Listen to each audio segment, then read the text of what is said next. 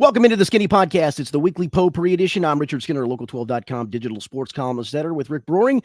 Each and every week, we talk about sports topics of local interests. We're coming up on gambling season with football about to begin. Of course, my favorite part of the podcast, you can ask me a question on anything. Go to the Xverse, hit up the hashtag AskSkinnyAnything. It does not have to be sports related. In fact, we'd prefer if it was not sports related, but it can be sports related as well. As always, the podcast presented by Blake, the attorney Mason. Lots to get to as we're doing this the day of the Bengals' final preseason game, so not a lot of answers to come out of that. Some guys are on the back end of the roster and rookies battling for roster spots, but no starters expected to play, so not a lot of fireworks expected out of tonight, Rick, but for some guys it does mean something. Yeah, Skinny, I always pride myself on jumping right into the topics here, getting right into it. We don't do all the little small talk about our vacations or our weather at the beginning like a lot of podcasts like to and delay it for 5 or 6 minutes of just listening to nothingness, but I got to talk about the weather for 1 second here in this city. Yes. If you have been outside the last few mornings and it didn't get you absolutely jacked to the tits for football, you don't have a pulse. Yeah, no, it's been the other day, the final day of training camp practice, the joint practice with the Colts. I got to tell you, I mean, you couldn't have asked for a nicer day. I mean, it was just perfect. I know it's going back up to 90 something this weekend, but having these 50s mornings have been incredible this week. All right, let's go into some Bengals stuff to start here. You actually made news yesterday when you went on ESPN 1530 and talked about some of the rumors going around Paycor Stadium when it comes to Jamar Chase's contract talks. Let's start with the audio from your appearance on ESPN 1530 and Cincy 360, the show, and we can then break it down from there. We don't see him out there for practice next Wednesday, the first day after cuts, because I think they have one practice between tomorrow night and that next Wednesday practice because of the cut down dates and whatnot. And that's not, I don't believe that's even open to us in the media. If he's not out there, then I'll be willing to make that bet that you don't see him by the opener. Because the Brown family, think what you want, they're not going to blink, in my opinion. And the number that I've heard where Jamar's group is, I mean, we're talking, 4 years, maybe close to 160 mil, and about 120-ish of that guaranteed probably is what they're looking for. They're not getting to that number. They're just not. And it doesn't sound like the agent wants to balk off that number either. So, I mean, where are we with all of this stuff? All right, so there was the little segment. Your segment was longer than that, but that was kind of the little snippet there that drove the news yesterday. And it's funny how this works now in an aggregate world, right? Like you say something on the radio, you mentioned it one way, and then by the end of the night, I'm reading ESPN is reporting Jamar Chase is demanding $160 million from the Bengals. And I'm like, hold on. That's not exactly what happened here over the course of the day. So, Skinny, this is kind of your chance to speak at length here about what you were saying there or what happened. Yeah, and honestly, I probably talked out of school, to be quite frank. I don't have official sourcing on this from either camp. It's just things I've heard. And, maybe things heard for somebody like myself shouldn't be spoken into fruition because it's not official. If it was official, I'd have written it. I would have reported it myself. I wouldn't have given it as an answer on a radio interview. But shame on me for saying that and causing the firestorm. And again, that's what I'm hearing. That doesn't mean it's official. That doesn't mean that's what the number is. If it was, I would officially cite sources say or a source says. And I don't have a source on either side saying that officially. Yeah, I mean, now, when you look at the numbers, and let's be honest, if you've listened to this podcast and heard things you have said in the past, we know you're not out here being a mouthpiece for an agent. That's not exactly what you do. So this isn't like some agent asking you to do their bidding and drive this number up or anything like that. The types of rumors or the tea leaves that you're reading are coming from legit places and coming from legit people. And these numbers that you're throwing out there don't seem that crazy to begin with. They're kind of right in line with what we were expecting, what Jamar Chase told us he would be asking for. He said, I'm going to ask for more than Justin Jefferson. He said, I'm going to ask for more guaranteed money than Justin Jefferson got. This is pretty much right in line with what that would be. So let's just go here with it. Let's assume everything is true about these numbers. Where does that leave us in all of this? I don't see the Brown family balking in this case. I just don't. I mean, does that mean not balking right now, or he'll never get a extension from the Bengals? Right now. I mean, when you have him under control for 2 years, it's a controllable asset for 2 years. You could argue doing it right now would allow you to spread out the money a little bit more, some of the signing bonus money. But I go back to this: when you guarantee money, You got to take money out of your bank account, put it into escrow, and I don't see them willing to do it right now today. The other part that I don't see, and again, maybe they do, but maybe they do blink. Maybe he's going to force them to blink. Maybe they come off of whatever that number might be. I don't think so, but maybe they do, and maybe the two sides negotiate. But to tie up that kind of guaranteed money, or even close to that guaranteed money, for a guy playing a position that could get hurt just as easy as anything else, when you have him under control for 2 years, again, that's 34 regular season games, and you hope 5 to 6 postseason games, 40 odd games between now and when that extension would kick in. I mean, the risk of injury, it's there. And are you going to really tie up that kind of money now with the risk of injury? I just don't see it. I've heard some people on the other side of this arguing, well, Jamar Chase is a special situation. It's different from other receivers. It's different from even other star receivers you might have. And my response to that would be, okay, maybe he is. Maybe he is this freak that is totally worth the money. It's worth guaranteeing 80% of his contract over the long term and all of that. But here's the problem with that, Skinny. Once you do it for him, it doesn't stop there. It's not like the next guy who puts up good numbers is like, oh, you're right, Jamar Chase was different. I don't want those numbers. I'm okay with you giving me less guaranteed money. You're just going to have to keep doing this. Yeah, and I think that's the precedent you don't want to set. Now, people can say, well, they did it with Joe Burrow, and that is a different case study. I mean, that's a guy who you are going to guarantee money to, the quarterback. It's always going to be the case. But in this case, I'm sorry that I don't see doing it right now. I just don't. And I'm not sure I see, I've done the whole, if it was up to me, it's not up to me. If it was up to me, I'd really seriously think about tagging him in 3 years from now. I know that's not going to make anybody happy. It's sure not going to make Jamar happy. But you have that within your right as an NFL owner. Well, you brought up Burrow's contract, and that's a big part of this, right? I mean, the fact that we're talking about guaranteeing Jamar Chase and signing him to this giant contract right after you did the Burrow deal is part of this whole conversation. Had you not just done the Burrow deal, or you didn't have the Burrow deal looming down the line potentially, then maybe you think a little bit differently about doing it for one guy in a Jamar Chase, and you think of him as your individual that, no one else can match it. You got to pay whatever you have to keep him. The Bengals already have one of those guys in Joe Burrow. How many guys like that can you have if you are the Bengals? And again, that's not to say that Jamar Chase isn't worth it, that someone else won't give him this money, that the Bengals might not ultimately give him this money. But the conversation from the people who are just like, this is a rare case, you've got to pay Jamar Chase whatever he wants immediately on his terms, I just don't really understand where that mindset is coming from.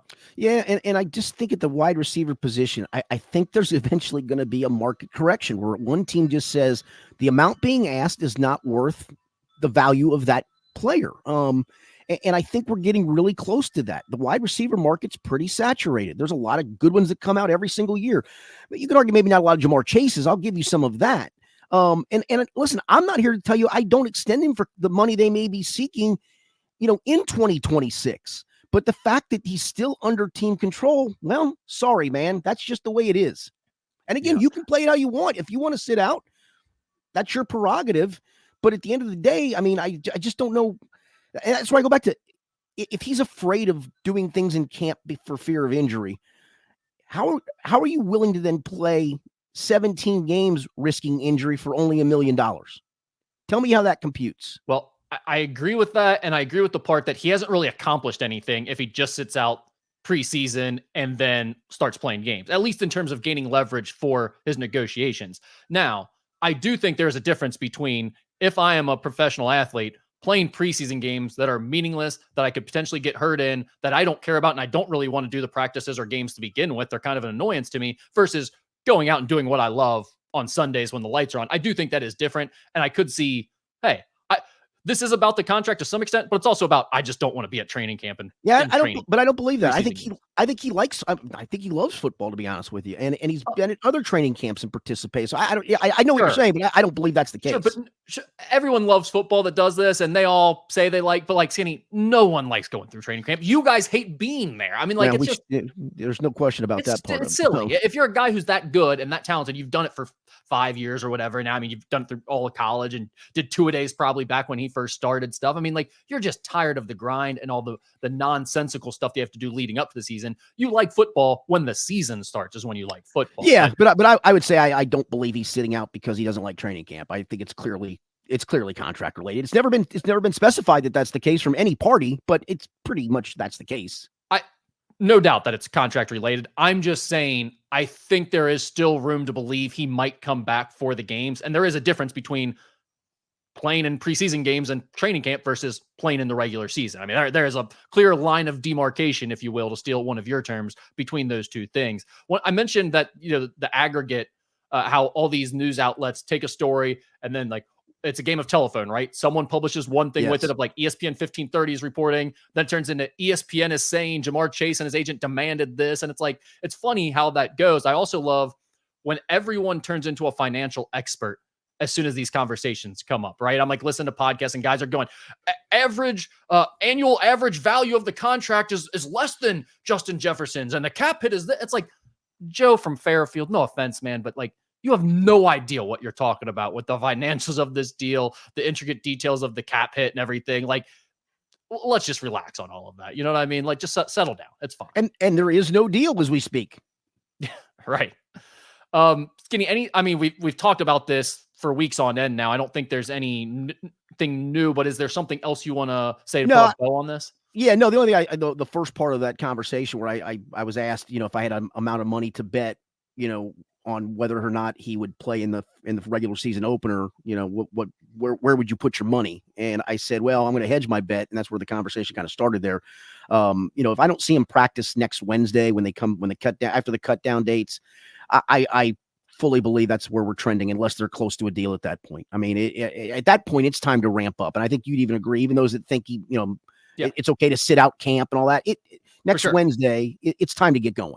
And I've agreed with you on that point from day one. It's that's the day to me that really says if this thing is a real holdout that could cost him game or could cost the Bengals games, or if it's just him avoiding training camp while also trying to negotiate that contract extension. Training camp did wrap up this week.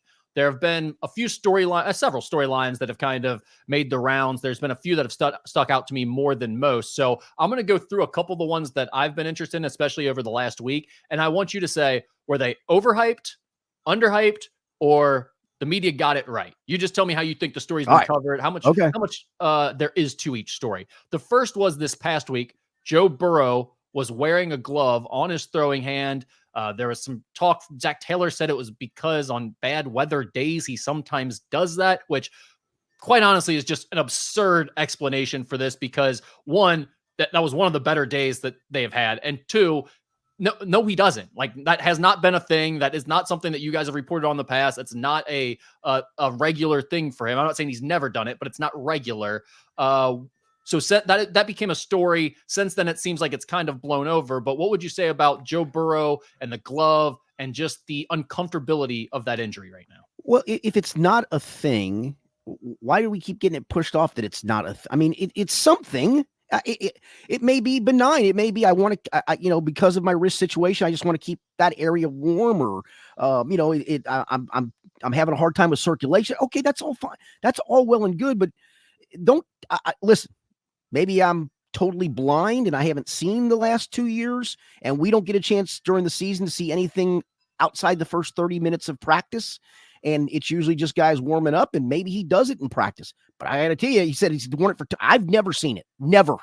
Skinny, last year, the man got off of an airplane or a bus, and in the 6 seconds of snippet that you could see his hand, people saw a neoprene sleeve, and it was immediately online. If he changes his hair, we freak out about it for a week. If he had been wearing a glove to practice in for the last few years regularly, we would have talked about it at some point. So this has not been a regular thing, and it annoys me when they lie about it, because then it makes it seem like it is a thing. Right. You could have told me it was for literally any reason. If you were just he likes a little compression on the wrist right now since the surgery, I would have been like, cool. Yeah. Nope. Okay. No problem. Yeah. Wear it all you want. But now I'm like, wait, is this a thing? Now, I want to know, did anyone ask Zach Taylor, has he been drawing on his iPad?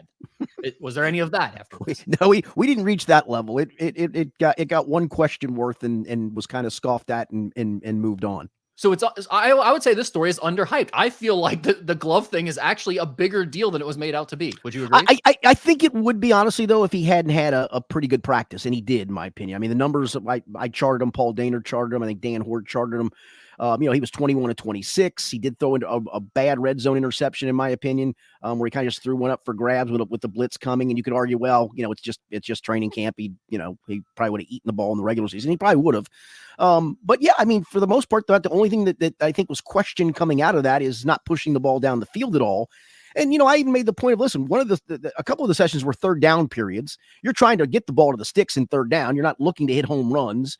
So I'll on that session, I don't expect him to push the ball. You can push it down the field on third down. But again, if it's not what you were trying to accomplish, I get that. And maybe other periods, he looked downfield to take a shot and it was well covered. And you said, nope, that's not where the ball is going to go. Because in a game, I wouldn't go there. Even that's where I want the throw to go. So I think that's the only thing that came out of question. And again, if it had been a wonky practice with that glove, then I do think there would have been a lot more to it. We'll get back to our overhyped, underhyped, really exhilarating segment that we're doing here in a second. But while we're on the topic of Joe Burrow, what's the final verdict on his training camp, Skinny? Would you say he's essentially himself at this point? Would you say it was a good camp? Do you feel very positive about him coming out of it? I would say it's a good camp. He made a couple of throws on Thursday, a deep route, kind of a deep out route to T. Higgins that he dropped right on a dime. I mean, it was a great throw against tight coverage, and T made a heck of a catch falling out of bounds on that play. There were some wonky moments, and I think that was probably to be expected. I mean, he didn't throw the ball perfectly every day. The thing, again, that he has not passed the test on, and I get that you don't want this to occur, and it didn't occur, is he still has not taken a hit and had to brace himself. And is that going to be a factor at some point? The fact of, was the glove because, his wrist is a little tired from doing all the throwing, and, is he capable of throwing 45 times in a game? I know what we saw in a preseason game, and that looked pretty good for a series, right? It looked like Joe Burrow is supposed to look and has looked. So I would say it's looking pretty good, but I still think you're going to, as a fan, probably have to hold your breath big time the first few times he gets hit to see how he reacts when he gets back up and if he landed on the wrist at any point. All right, let's go back to our storyline here. How about the improvement of the safeties? I've heard a lot about that, especially after the joint practice with the Bears. It seemed like people were really hyping up this secondary ever since that practice where they got a little bit chippy and started chirping a little bit. How much do you think that is real, or do we still need to see that in actual games before we can start talking about how much improved the safety core is? No, I think it's real. And I think that's really Von Bell coming back and having a guy back there that knows exactly what to do defensively from a call perspective, how to disguise coverages and disguise things. And he's got a good player next to him that he only had the really 1 year in Baltimore, but seems like a guy on the rise. And this time, instead of, Nick Scott coming from another place and he and Dax Hill trying to learn on the fly together, you got Geno Stone now learning from a guy who knows all the ins and outs of the defense and seems to be a really quick study. And to the point of the safeties, I was talking to Geno Stone a couple of weeks ago, and we were just talking about his camp performance and whatnot. And I said, yeah, you haven't gotten a chance to steal any balls yet. I said, but nothing's gone over your head. He goes, as long as they don't notice me, man, I think I'm doing my job. And I think that's true. I mean, I think, last year we noticed the safeties too much, right? And this year you haven't a whole lot. And hopefully you don't, other than Geno Stone and maybe occasionally swiping a pass that's overthrown or making a good read, whatever. I just think I think it's a big time improvement. And I think it just trickles down from there. All right. So you would say got it right on that one, probably? Yeah. Not underhyped. It's been talked about a lot. Yeah. So. Yeah. Right. And then Dax Hill's kind of along those same lines, Dax Hill's strong performance at cornerback. That's been kind of one of the surprising storylines, I would say, of camp, is how well he has played moving to cornerback there. Do you think that's been overhyped, underhyped, or is it right on target? No, I think it's right on target because he was in a battle for the job, and it looks like he's won that job. The place I would say it's overhyped a little bit is we still haven't seen it in a game that matters. I mean, I still need to see it in a game that matters. Do you think he's clearly the starter? I do. I think he earned that. I don't think that's because DJ Turner took big steps backwards. I just thought Dax earned the job, and he probably, when the camp started, even though DJ Turner's listed as a starter ahead of him on the depth chart, which is technically official, but not all that official. I do think that Dax was in the lead from the start and had to play his way out of that starting spot and ended up playing his way into the starting spot. One of the other storylines that has developed as camp has gone on, it's kind of gotten bigger and bigger as camp has gone on, has been the health of the defensive line. There have been some injuries there, but there are also some main guys that have stayed healthy. But it's been talked about a lot. So do you think it's talked about too much at this point, the injuries to the defensive line, or do you think that's going to play a big role in the start of the season? Oh, I think it plays a big role in the start of the season. I mean, Cam Sample would have made this team. Miles Murphy is a rotational piece who, again, the initial reports are 2 to 4 weeks. If it's on the 4 weekend, he's not going to play in the opener. So that takes him down a peg. So then, you're counting on Joseph Osai to take the step forward that we've all been waiting for him to take, and he's had a good camp, and maybe he does. But after that, at the end position, your next depth piece is probably a rookie in Cedric Johnson, and I thought he had played his way into making this team, especially after Cam Sample got hurt. But yeah, I mean, then on the inside, McKinley Jackson at tackle being hurt and probably not playing in the opener either. Do you need to go find a bigger body to fill his role, or can you get by with a BJ Hill, Chris Jenkins, Sheldon Rankins, Jay Tufele rotation for a short period of time? So yeah, I think it's a legit storyline.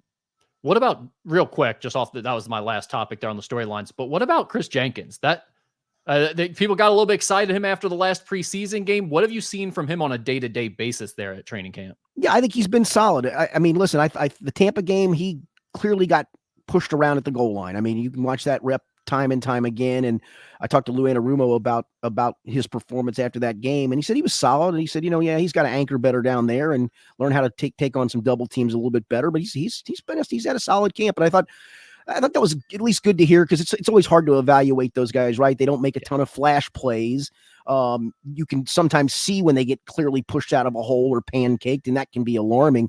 But I thought he certainly had if you want to call it a bounce back performance against Chicago, and he'd be a guy I'm interested to see play in the Thursday finale.